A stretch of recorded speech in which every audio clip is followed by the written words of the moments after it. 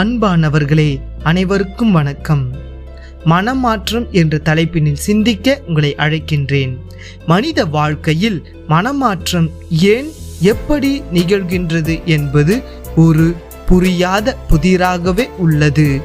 இயேசு நிகழ்த்திய அரிய செயல்களையும் அதிசயங்களையும் கண்ட மக்கள் பலர் இருந்தனர். ஆனால் அவர்களில் சிலரே இயேசுவை மெசியா என்று ஏற்றுக்கொண்டு அவரை பின்தொடர்ந்தார்கள்.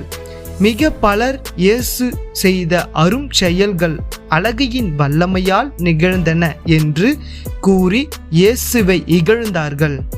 நம் வாழ்விலும் இந்த செயலை நாம் பார்க்கலாம். கடவுள் நமக்கு எத்தனை நன்மை செய்தாலும் அதை கருத்தில் கொள்ளாமல், அவரை கண்டு கொள்ளாமலும் நாம் செயல்படுகின்றோம். அற்புத செயல்கள் நம் வாழ்க்கையில் நிகழ்ந்தாலும் அவற்றின் பின்புலத்தை, கடவுளின் வல்லமையை நாம் அடையாளம் காண தவறிவிடுகின்றோம், மறந்தும் போய்கின்றோம்.